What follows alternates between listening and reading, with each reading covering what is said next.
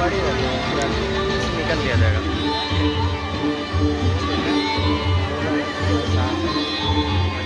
इधर करना है इसको अंदर फोल्ड कर देना, चिकन के तेल में डाल देना।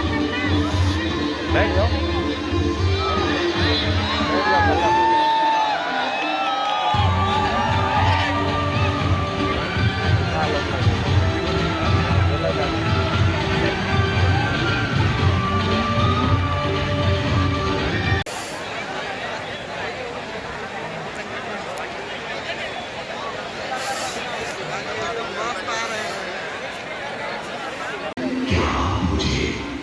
हाँ कोई उपयुक्त स्थान बता सकते हैं जो सभी तीर्थों में सर्वश्रेष्ठ हो।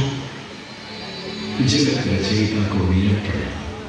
भगवान, मैं धन्य हूं कि आपने मुझे इस योग्य समझा। क्यों ना आप स्वयं ही सभी पवित्र स्थानों का मूल्यांकन करें। ऐसा कीजिए, आप तुला के एक पलड़े पर सप्तपुरियों को रखिए और दूसरे पलड़े पर भगवान विष्णु के स्थायी निवास प्रयाग रखिए, जिसका भार सबसे अधिक आए। मेरे विचार में वही सर्वश्रेष्ठ तीर्थ हो। इस मूल्यांकन के परिणाम स्वरूप प्रयाग का पलड़ा भी बदला। इस तरह प्रयाग की प्रधानता सिद्ध हुई और तभी से इसे तीर्थों का राजा कहा जाने लगा। आज भी ऐसी मान्यता है कि भगवान ब्रह्मा गंगा नदी के पश्चिमी तट पर 10 अश्वमेध यज्ञ संपन्न किए थे। आज उस स्थान को हम दशाश्वमेध घाट के नाम से जानते हैं। भगवान ब्रह्मा के अलावा इंद्रदेव, वरुणदेव एवं सोमदेव ने भी प्रयाग क्षेत्र में ही भगवान कृष्ण की आराधना करने हेतु यज्ञ किए थे, जिससे उन्हें भी श्री हरि का आशीर्वाद प्राप्त हुआ। प्रयाग शब्द में प्र का अर्थ है उत्कृष्ट और याग का अर्थ होता है यज्ञ।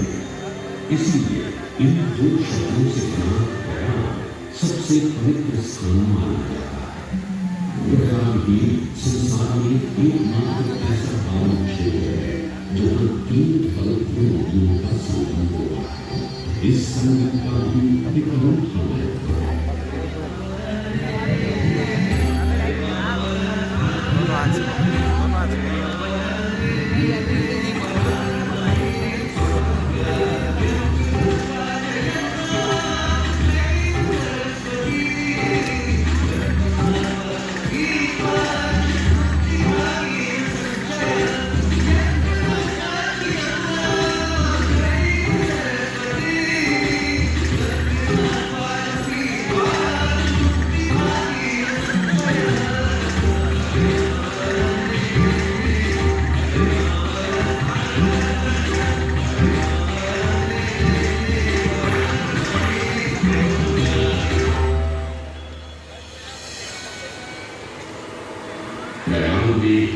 गंगा, यमुना और सरस्वती जैसी 3 सबसे पवित्र और पूजनीय नदियों का दीर्घ संगम होता है। इन नदियों के संगम में स्नान करने एवं संगम का जल ग्रहण करने से मनुष्य मुक्ति का अधिकारी बन जाता है और इसमें किंचित भी संदेह नहीं है।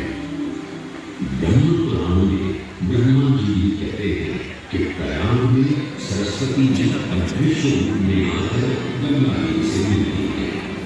इसलिए इस क्षेत्र को सरस्वती तीर्थ संगम भी कहा गया है।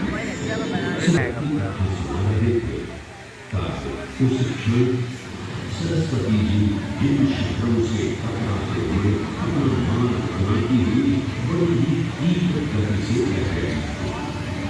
सरस्वती नदी के उस तेज बहाव से उत्पन्न होने वाली तेज ध्वनि वेदव्यास जी का प्रकट होगा।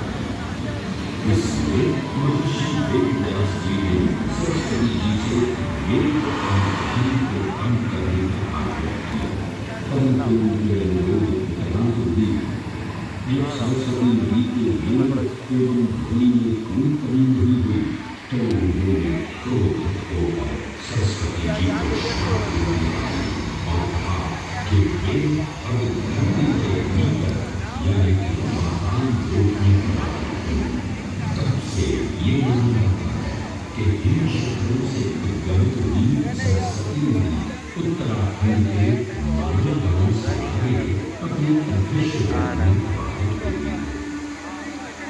आगे चलकर यही उद्देश्य रूपी मां सरस्वती प्रयागराज में गंगा एवं गंगा नदी से लेकर त्रिवेणी संगम को दूर करती है। ये गंगा नदी पवित्रता का उद्गम है जिसके अंश हम वेदों एवं पुराणों में भी मिलते हैं। जिनके पर्वत है सौ असुरों द्वारा हुआ समुद्र मंथन। अमृत प्राप्ति के लिए सोनू और असुरों ने एकजुट होकर क्षीर सागर का मंथन किया। मंथन यहाँ दिखा रहा है, समुद्र मंथन ये महर्षि दुर्वासा और इंद्रदेव से संबंधित है। इस कथा के अनुसार ऋषि दुर्वासा ने इंद्रदेव से प्रसन्न हो उन्हें पारिजात पुष्पों की एक दिव्य माला भेंट की, जिसे इंद्रदेव ने साधारण पुष्पों की माला समझ स्वयं धारण कर उसे अपनी बाल गजराज कैमर के मस्तक पर रख दिया। पल भर में गजराज ने वो माला धरा पर गिरा, उसे अपने पैर में धारण किया। ऋषि दुर्वासा से ये अपमान सहन न हुआ और उसी क्षण क्रोधित हो उन्होंने इंद्रदेव को श्राप दे दिया। वैसे ट्राइपॉड लेके आप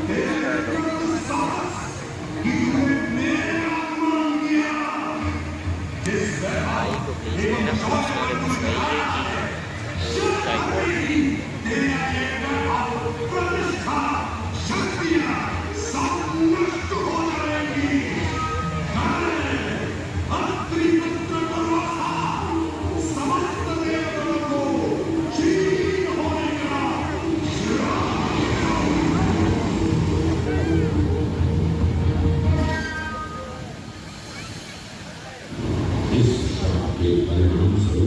स्वर्गलोक से लेकर वैकुंठ धाम तक का सारा ग्रह चला गया।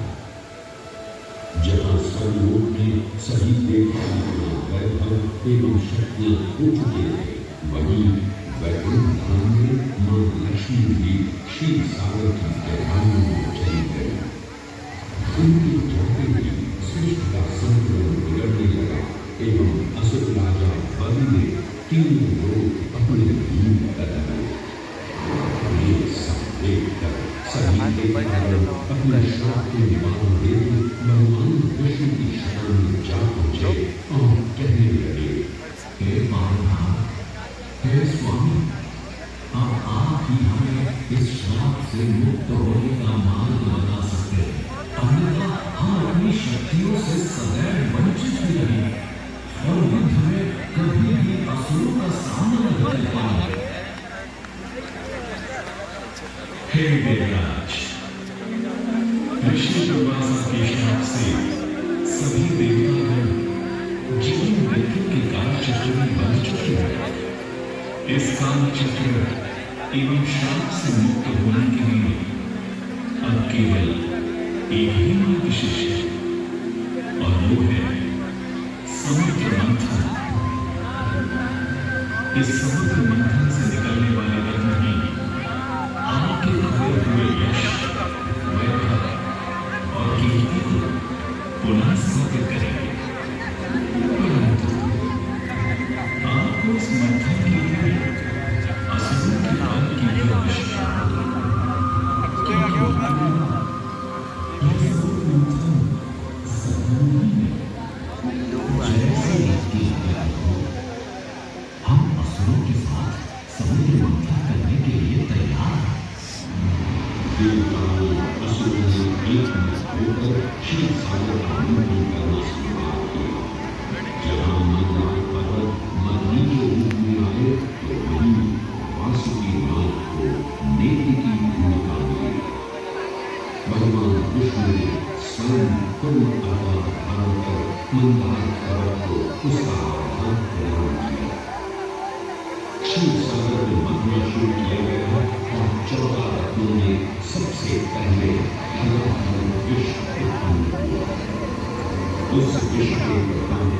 कोई भी देवता या असुर सहन करने में समर्थ नहीं थे। इस कालरूप विश्व से सृष्टि का विनाश हो सका।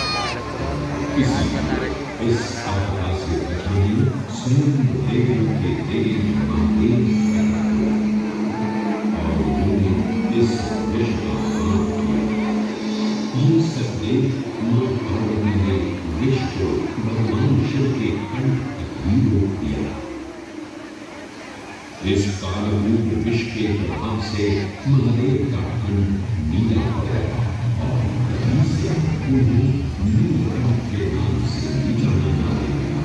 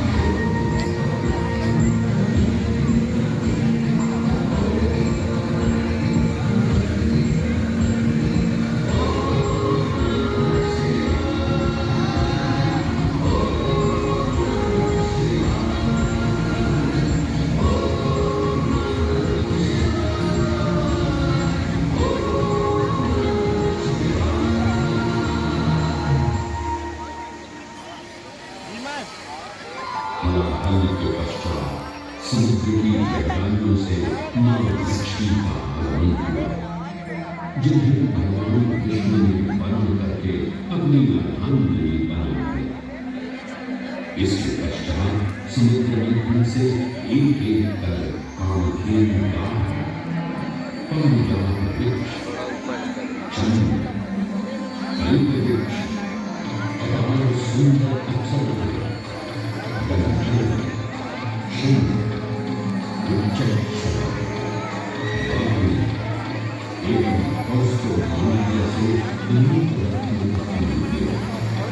लेकिन सभी को जिस रत्न की सबसे अद्भुत इच्छा थी उस रत्न का निकलना वही बाकी था।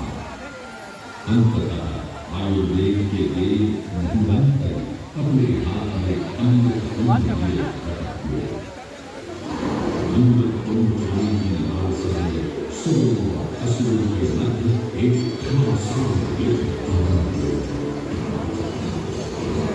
इसी युद्ध के दौरान सर्वधर्म नाम के असुर अमृत कुंभ को अपने रहने पर भगवान लोक की ओर चला गया।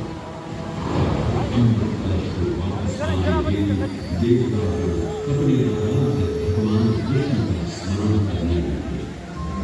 तदुपरांत भगवान विष्णु एक सुंदर अप्सरा मोहिनी का रूप धारण कर पाताल में पहुंचे, जिसे देख सभी असुर सम्मोहित होने लगे।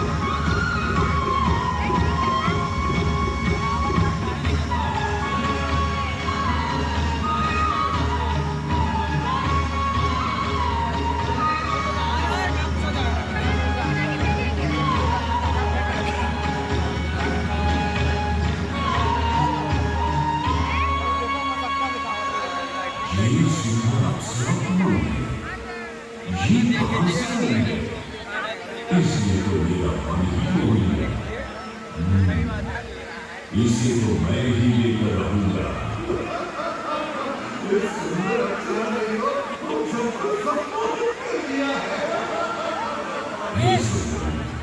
तुम कौन हो और यहाँ क्यों आए? हे सुनना, मैं मोहिनी हूँ और आप ये समझ लीजिए कि मैं आपकी की सहायता हेतु यहाँ पर आई हूँ। हमारी सहायता हुई, परंतु वो कैसे सुधरी?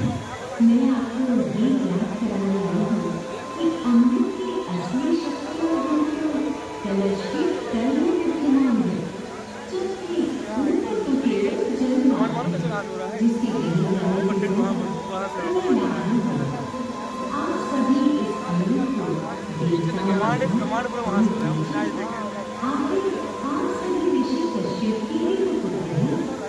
देवताओं के साथ अमृत बांटने से एक तो आपका वैभव बढ़ेगा और दूसरा जो अमृत का फलदायक भाग है उसे आप ही ग्रहण कर सकेंगे। हे मनमोहिनी, तुम सत्य ही कह रही हो, परंतु अगर हमने ये अमृत कलश देवताओं को दे दिया तो क्या होगा? वे सारा अमृत स्वयं ही ग्रहण करें और हम सभी असुर इससे वंचित ही रह जाएं। आप निश्चित रहिए, ऐसा कदापि नहीं होगा। मैं स्वयं ही सभी सुरों और असुरों को अमृत पान कराऊंगी और साथ ही साथ ये सुनिश्चित भी करूंगी कि अमृत का फलदायक भाग आप सभी को ही प्राप्त हो। बस फिर क्या था? भगवान विष्णु की अपरंपार लीला आरंभ हुई। जहाँ एक ओर सभी देवतागण विराजे तो वहीं दूसरी ओर सभी असुर।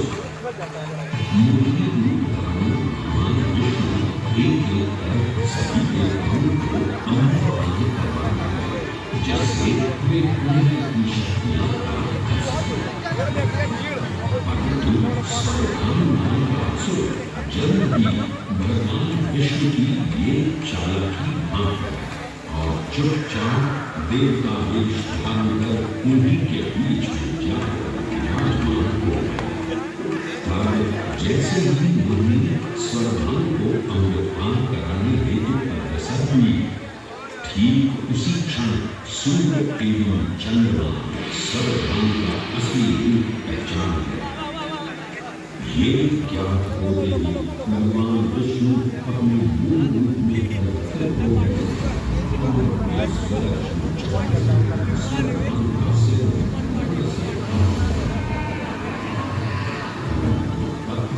अमृत की दो बूंदें स्वरभान के हाथ से लग गई, जिसके चलते वो अमृत प्राप्त कर चुका। इस तरह स्वरभान के कटे हुए सिर के भाग को राहु का नाम दिया और धनुष के नाम से जाना गया। माना जाता है कि प्रतिशोध की हवा में गए राहु एवं केतु सूर्य एवं चंद्रमा पर ग्रहण लगाते हैं। इस प्रकार सूर्य और चंद्र पर ग्रहण करना राहु केतु का प्रतिशोध होता है। भगवान विष्णु की वे लीला देख सभी असुर अचंभित हो गए।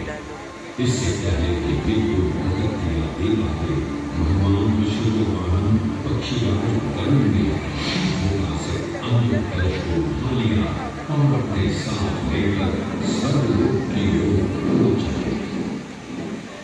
कहते हैं पक्षीराज की इस यात्रा के दौरान पृथ्वी पर बॉटल निकाल लो, हाथ में ले लो बॉटल।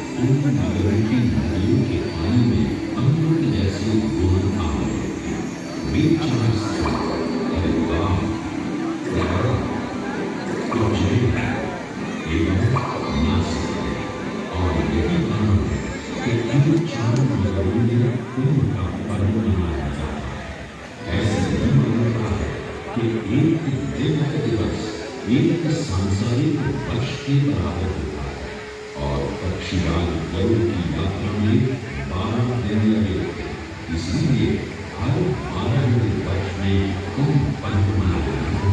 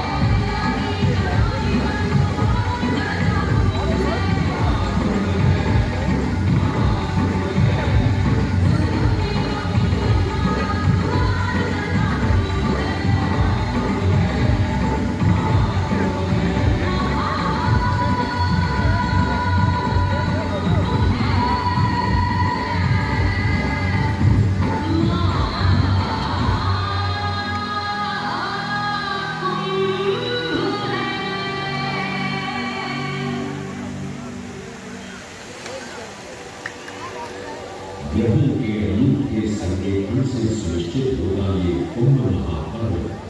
प्रयाग की भूमि पर उसी नक्षत्र में आयोजित होता है जिस नक्षत्र में यहाँ अमृत की बूंदें गिरी थी। गणनाओं के अनुसार जब बृहस्पति वृषभ राशि और सूर्य चंद्रमा मकर राशि चक्र में प्रवेश करते हैं तब प्रयागराज में कुंभ पर्व आयोजित किया गया। सनातन धर्म की प्राचीनतम धरोहर मानी जाने वाला ये कुंभ पर्व भारत की नहीं बल्कि विश्व भर से आए करोड़ों श्रद्धालुओं का स्वागत करता है। कुंभ पर्व केवल एक पर्व ही नहीं बल्कि एक तीर्थ का अवसर भी है जहाँ लाखों करोड़ों श्रद्धालु कल्पवास के नियमों का पालन करते हैं।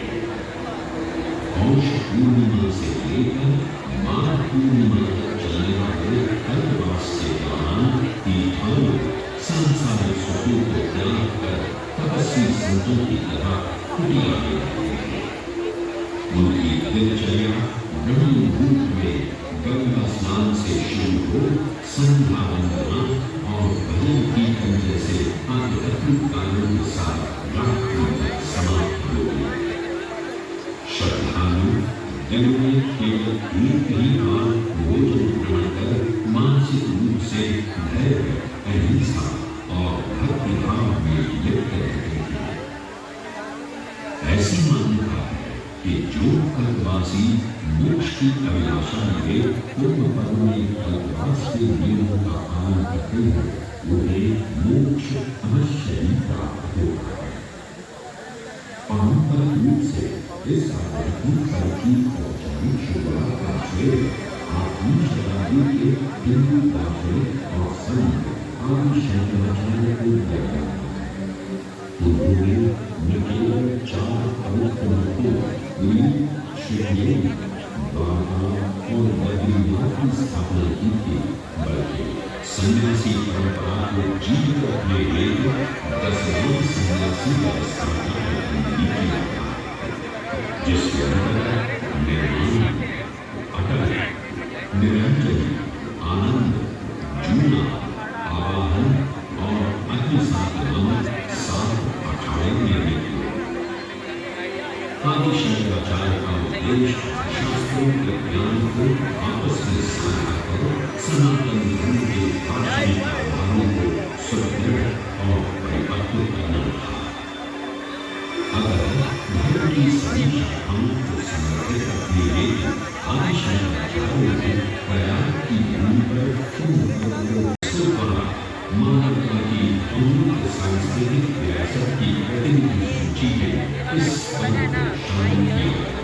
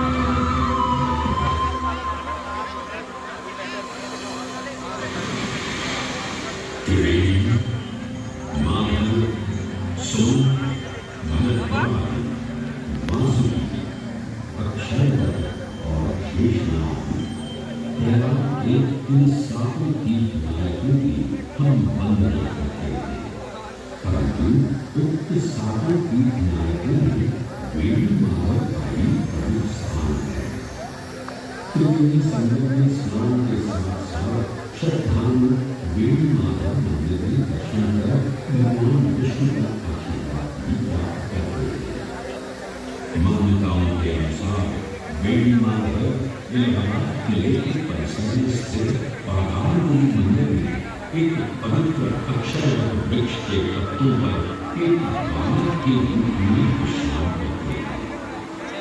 पौराणिक कथाओं के अनुसार अक्षय वट एक शाश्वत वृक्ष है जो भगवान विष्णु का स्थायी निवास है, जहाँ से वे सृष्टि का पुनर्निर्माण करते हैं।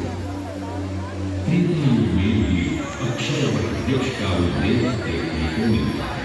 कहा जाता है कि भगवान श्री राम, माता सीता एवं अनुज लक्ष्मण अपने वनवास काल में इस स्थान पर आए। वैसे तो भगवान श्री राम का वनवास व्यवहार में श्रृंगी ऋषि को समर्पित श्रृंगेर को धाम से आरंभ होता है। ये वही स्थान है जहाँ निषाद राज युग में भगवान श्री राम, माता सीता और अनुज लक्ष्मण को गंगा पार जाने के लिए सहायता प्रदान की। श्रृंगेर को से प्रभु श्री राम ऋषि भरद्वाज के आश्रम पहुंचे। भरद्वाज मुनि बसही प्रयाग गोस्वामी तुलसीदास जी ने रामचरितमानस में ऋषि भरद्वाज का निवास स्थान प्रयागराज ही बताया। ऋषि भरद्वाज से त्रिवेणी संगम की महिमा सुन प्रभु श्री राम, माता सीता और अनुज लक्ष्मण त्रिवेणी संगम में स्नान कर तीनों नदियों का आशीर्वाद प्राप्त करते हैं।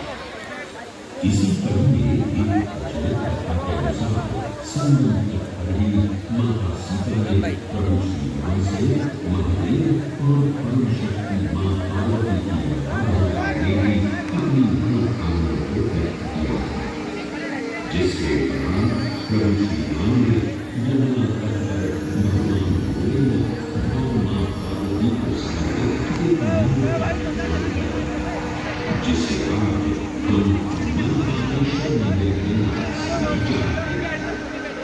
त्रेता युग में स्वयं प्रभु श्री राम ने माता सीता के साथ इसी मंदिर में भगवान शिव एवं मां पार्वती की पूजा अर्चना कर उनसे आशीर्वाद प्राप्त किया। महादेव के इस प्राचीन मंदिर से अगर थोड़ा आगे चले तो उन्हीं के निशान पर परम पुत्र हनुमान जी के मंदिर की विद्यमान प्राचीन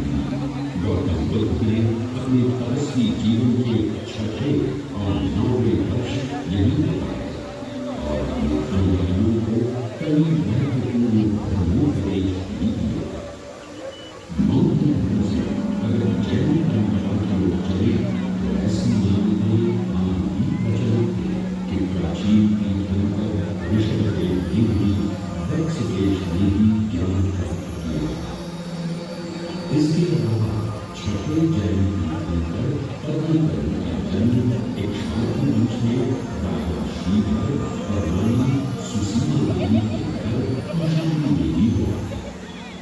यहाँ तक कि मगध सम्राट अशोक ने भी अपनी शाही देखभाल के लिए इसे अपनी राजधानी बनाया। तथ्यों को खोलें तो अशोक की याद आज भी इस क्षेत्र में देखने को मिलती है। धार्मिक विविधता से परिपूर्ण प्रयाग क्षेत्र एक ऐसा अनूठा क्षेत्र है जहाँ ज्ञान का प्रकाश फैलाने सिख गुरु भी पधारे। प्रयागराज के अहियापुर में स्थित गुरुद्वारा पक्की संगत साहिब इसी किले बेजोड़ निशान है। माना जाता है कि श्री गुरु तेग बहादुर जी अपनी यात्रा के दौरान 6 महीने इसी स्थान पर रुके। यह वे प्रार्थना और ध्यान करते हुए, इसलिए इसे कब्रिस्तान भी कहा है। ये कहना गलत नहीं होगा कि त्रिवेणी संगम के तौर पर गुरुओं और संतों की शिक्षाओं का अनूठा समावेश है। ये गुरुद्वारा पक्की संगत साहिब इलाहाबाद या इलाहाबाद के नाम से कुछ समय के लिए चर्चित ये प्रयागराज आज भी जीवन धर्म और संस्कृति का अनूठा इतिहास संजोए हुए तीर्थराज प्रयागराज में देवी माता शिव और शक्ति के विभिन्न स्वरूप आज भी विद्यमान हैं। जो